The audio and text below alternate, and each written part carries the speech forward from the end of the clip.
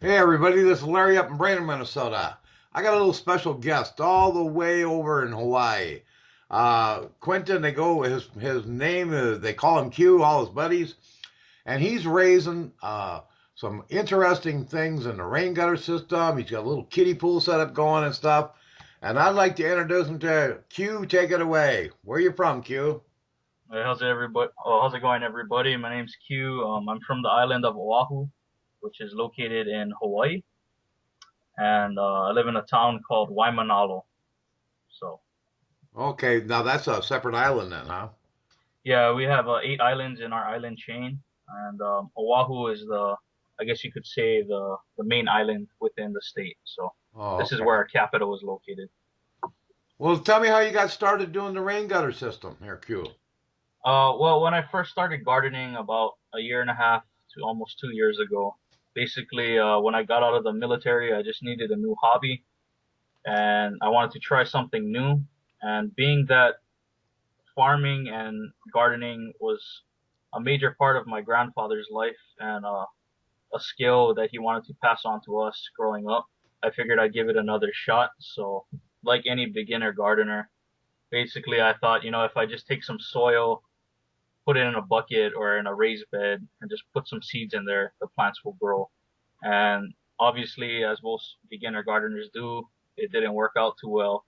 So I began searching for the most effective and efficient means to grow a garden.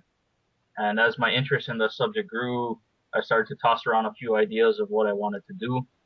And eventually I came upon the rain gutter grow system. It fit my budget and fit the type of approach I wanted to do with my garden. And it's been my primary source of or my primary type of garden ever since. And I don't think, in my opinion, I don't think anything is gonna beat this type of gardening system. Well, you got a nice. We're looking at this picture you got here. Hmm. Your rain. I see two rain gutter systems set up, and you got some strange looking stuff. Nothing I grow in Minnesota, that's for sure. What do you got all going there a little bit? All right, so the in this picture we have the general overview of my garden. The first bucket you see that has holes drilled into it, which is basically a hybrid system with the air pruning and the 5 gallon bucket, is an amaranth plant. Amaranth is my primary crop. It's something that it was actually the first type of crop I started growing, and it's been somewhat successful for me. So I think it's gonna be remain my staple crop. Yeah, it And looks pretty healthy. oh yeah, it's well since I started incorporating it into the rain gutter grow system, it's been doing amazing. I've never had results like this in the past year and a half I've been growing it. So Wow, that's this is great. definitely the this is definitely the best plant or amaranth plant I've ever grown. So you're just filling these gutters by hand for right now, then? Yeah, just for now, this is my starter system. I wanted Just to work out the kinks and right. Yeah, I you know, kind of started the same way too. Until I decided what floats I wanted to go with and everything like that. But it's a way to do it. You're right there, and you can do it. So that's fine. It works the same way. It's the whole idea. But I see you did do the air pruning on that one. It seems to be making a big difference. oh yeah, well, I mean, if you look to the left of that plant, um, directly to the left of it is a corn plant. It's a type of container corn known as jade blue corn, and right in front of that, the second tallest plant in the picture, that's actually a type of tobacco, and it's mapacho tobacco, which is somewhat grown in Hawaii, but compared to the plants I've seen personally, this plant is doing amazing. But if you compare it to the amaranth, I mean, the amaranth it technically grows extremely tall, but in my past experiences with my type of soil, and I'm not sure if it's my climate, but it only grew to about maybe 3 feet, 3.5 feet tops. And now it's starting to push a little bit over 4 feet. So it's starting to get up there. So I'm really amazed with the results. Yeah, I'm clicking on this second picture here. I'm looking at this pretty nice looking plant. Hmm. Uh, really looking healthy. And then this third, looking at your hand on the leaf here, this third picture, wow. Yeah, that is a pretty nice sized leaf. Oh yeah, well, I believe when I first contacted you, with regards to types of plants to grow, I seen a video that you did about the type of tobacco you grew, and I always wondered why. we never grew tobacco in Hawaii. We have a very similar climate to Cuba, Right. and I couldn't figure out why we couldn't basically propagate these plants. And the more I got into gardening, I realized and learned that the soil in Hawaii is actually very, very poor. It's not what people think it would be. So um, a lot of people said, the reason we don't grow tobacco here is because it won't do well because the soil is so bad. But I've been growing this for actually I planted this sometime in I believe in November or December, and it's starting to look almost as big as a black mammoth plant. So Wow. I Wow. mean, I'm really impressed with what the green gutter grow system has done for pretty much all my plants, but specifically with the tobacco and the amaranth. Okay, I'll click ahead to this next. Is that peppers you got going in this next picture? Yeah, so as I stated in one of my videos, one of my staple crops that I wanted to start incorporating, or hopefully it would be a staple crop would be pepper plants because Hawaii has the ideal climate for peppers. Right. And I believe in this photo, these are just I believe they're sweet pickle peppers, Okay. but so they're a smaller variety, but I was surprised that they started blooming so early. Usually it took usually the full what they recommend for the grow time for the peppers, but these guys are starting to put out peppers already. So I'm not sure if I want to take off the blossoms and let it grow up a little bit more, or just let it go and see what happens. So yeah, I'm Right. gonna decide. Okay, this next picture, boy, that's a nice picture. You got, I see a tomato plant in the back there. hmm What kind of tomato plant's that? So this variety is known locally. It's they just call it a wild tomato or Hawaiian tomato, but it's actually a wild form of the currant tomato. Wow. So it's like a cherry tomato almost. Now, what's right in front of that? What's that? Right below that is poppy. I usually use it for baking, but I got tired of, I got tired of buying it from the store because it's really expensive to buy, especially because I do a lot of muffins and things like that. So I decided I wanted to try and grow it to see how well it would do. And I'm actually surprised that it's doing so well because when I first planted the poppy, they said they like very, I guess you could say, bad soils, not very nutrient dense. And so originally that's how I planted my first poppy seed, and it did not do well at all. It did not survive, and I figured I'd give it another shot because I got to make some muffins soon. Right. So I said, let me give it a shot in the rain gutter grow system, and as you can see, it's doing phenomenal. Now you've It's got beets to the left here, right? these are actually Swiss chard, Oh, three that's type, Swiss chard. Okay. yeah, I three types raised of. them for the first time last year. I love them because I love beet greens. And the Oh Swiss yes. chard is quite a bit like a beet green.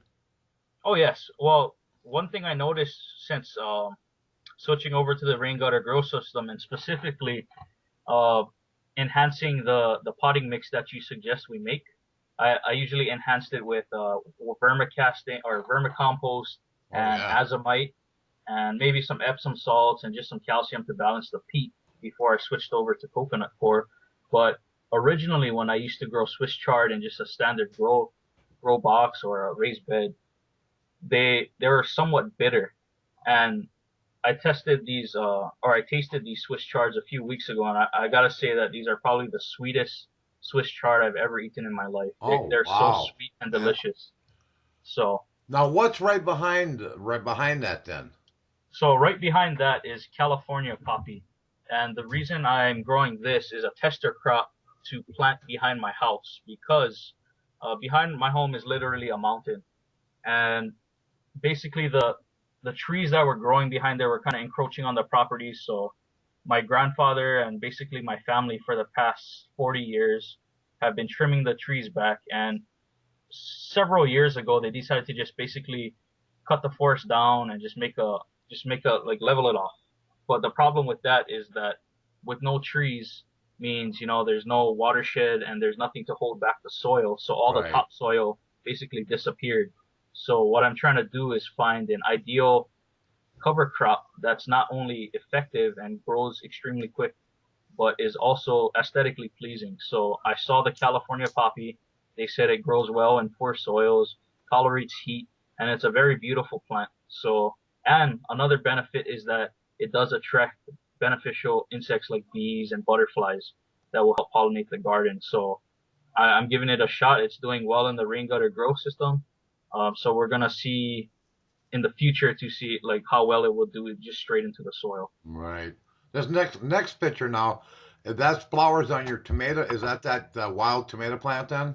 Yes, so my tomato plants just started blooming, and from my previous experience with this wild type of tomato, I can tell you like if you can look at the leaves, aside from the leaf miner attack that occurred to the left, these Right. leaves are just so radiant and beautiful compared to what I've seen in the past. Even in the beginning stages of this plant, where it got severely attacked by leaf miners, it was able to pull through. And now, like if you look towards the top leaves, right above the blossoms, I mean, there it's just such a beautiful, healthy plant. And now a lot of blossoms are coming out, so I'm excited to finally have some tomatoes. Now this next picture in the back, is that carrots you got going there? Yeah, so actually, second from the left, I I took that idea from someone off the Facebook forum that basically, they took some carrot seeds, they sprinkled it on the top, covered it up, and they had, I believe it was 99 carrots. Yeah, that was Randy. Yeah, Wow, that Randy. was incredible. And they weren't little carrots either. Oh yeah, so I mean, I wanted to see if I could replicate the results because, that's 99 carrots sounds good to me. So That's pretty. That kind of blows square foot gardening away, don't it? That's pretty crazy. 99 carrots in a bucket. Yeah, that was pretty nuts. I'll have to even post a little picture of that. Show people that was pretty crazy here.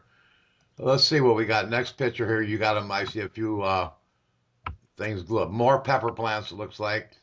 yeah, so the first two from the right are actually another type of peppers or sweet peppers. So for this crop, I'm actually raising sweet peppers. And then with the following crops, I'm gonna also start raising hot peppers. I believe with my next crop, I'm gonna raise the new world's hottest pepper, the California Reaper. Oh wow. So yeah, I'm interested to see what I can do with that because actually the reason I'm gonna start growing hot peppers is not just for eating, but also I'm gonna do a video about a natural organic pest control we can make with peppers and garlic. If that's the world's hottest, bugs probably ain't gonna like it. Exactly. That's why we're trying to bring it in, propagate it, and turn it into some natural pesticide. Okay, this next picture, I see some net cups. You got some seeds started. I've had great success with that. What are them two strange things you got in the net cup on the left-hand side there? Okay, those are known as tree collards, or sometimes people call them tree kale. Oh, And cool. basically, it's a type of collard green that is extremely, extremely prolific once it gets started. Wow. So these plants can grow up in excess of 10. I've seen some plants grow up to 15 feet. And the Wow. good thing about these plants is that if you get several of these going, they'll provide so much leafy greens for you to consume that it's impossible to keep up with the amount of leaves. Like you And can't what eat. are the leaves supposed to taste like? From what I've heard, they're a little bit sweeter than kale, but Wow. But Really? the thing with the collard family is that because I live in Hawaii, I don't have cooler weather like you guys do in Minnesota or other parts of the states. Right. So from my research, it was stated that in cooler climates, the leaves get sweeter, but in warmer climates, the leaves might remain a little bit bitter. So I'm hoping that the tree collards aren't as bitter as kale that I grow here. So we'll see what happens. But nonetheless, I'm just excited to have another source of leafy greens to eat.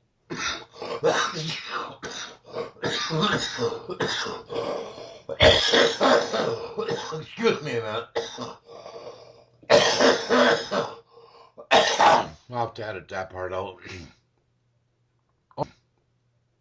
Okay, what do we got? This next picture.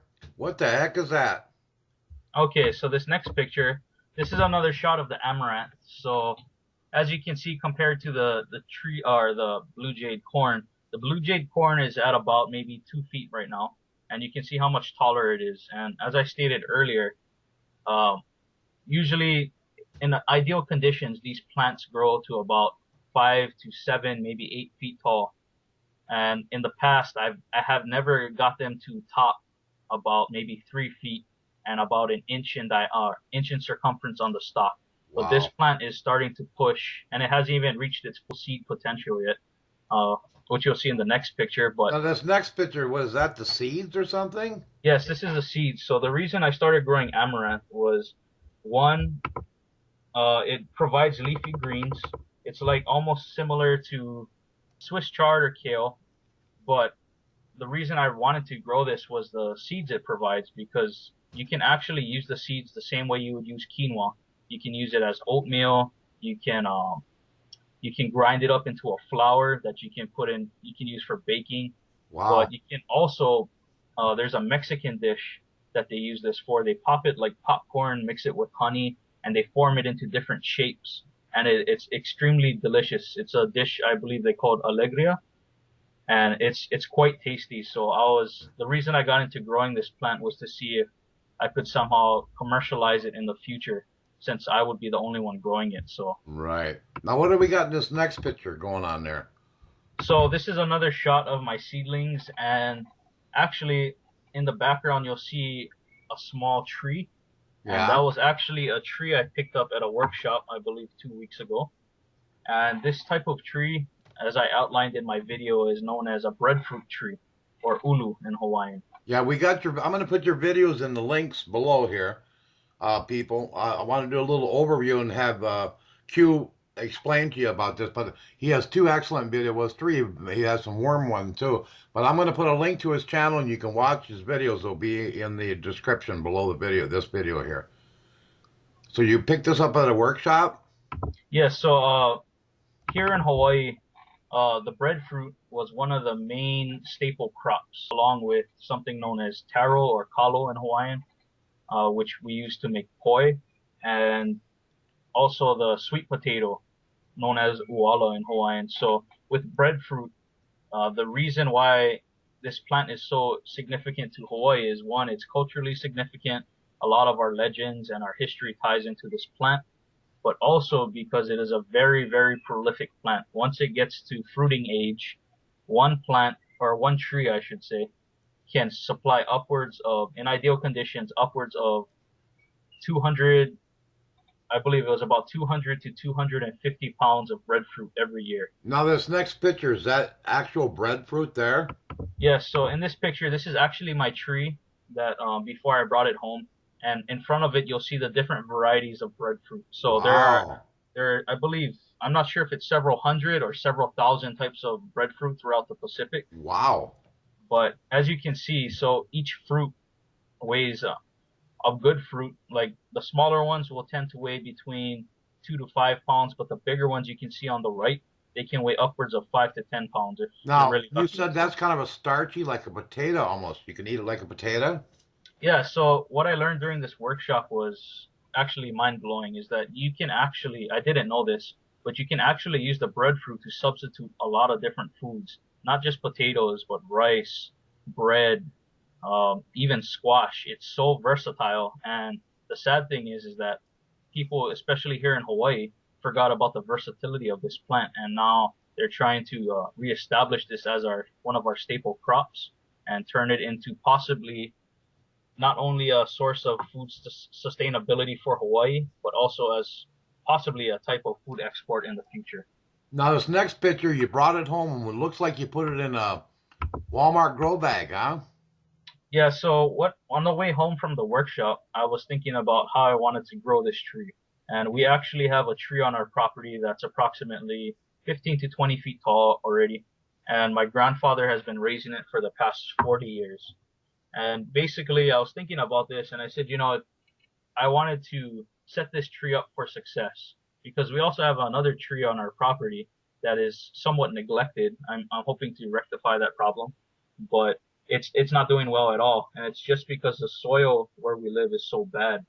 So what I wanted to do was set this tree up for success somehow, get a good root system growing, and when I transplanted it, hopefully it'll take off. And then I was thinking about the best way to do it, and I said, you know what, I need to somehow incorporate this into my rain gutter grow system. And the more I thought about it, I was like, I don't want to put it in a 5 gallon bucket because, that depth would make me work harder trying to dig a hole. And then I looked at my amaranth plant and said, maybe I want to do something with the hybrid air pruning rain gutter grow system bucket. And then I remembered your video about the corn that you grew that grew up to 8 feet. That was nuts. Yeah, so I said, you know what? Like maybe I should try and use that to get a good root system growing. It'll air prune, but also, it won't be so hard to transplant because the Walmart bags aren't as deep as the 5 gallon bucket. And so I figured I'd go for it.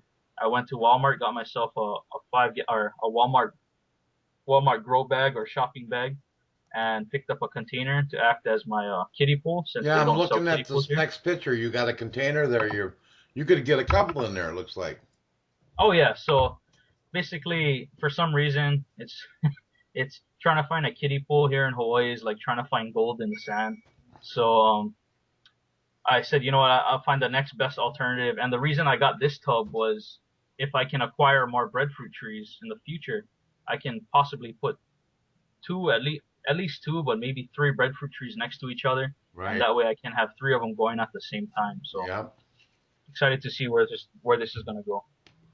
Well, hey, this is absolutely awesome. I want to thank you a lot. I appreciate it. Uh, Keep us updated on what's going. And folks, if you want to know more, Q, he's a subscriber to my YouTube channel, but he also contributes a lot to our Facebook page. If you want to learn about the rain gutter growth system and all the different methods that everybody's using, and we have some excellent, excellent members. I'll put a link too to the Facebook our group page, the Rain Gutter Growth System group page. Come over there, say hi. If you got questions for Q, you can either message him in his videos in the comment section or come on over to the group page and you can ask him about different things. But I found this very interesting, all the different kinds of, because it's stuff that we normally don't raise in the U.S. and or in the mainland here. And it's really interesting to see all these different kinds of things that can be grown uh, in the rain gutter system that we usually don't get to see. So, hey, thanks a million, Q. Oh, well, first, or let me say thank you, Larry, for everything you've done for um, within the rain gutter grow system community and within the vermicast community. The knowledge and the ideas you provide us with, is priceless, and it's helped a lot of us take our gardening to whole new levels and revolutionize the way the world is eventually going to garden. So thank you. Well, thank you very much. As I always say, grow, baby, grow. Thanks a lot, Q. Thanks, Larry. Excellent.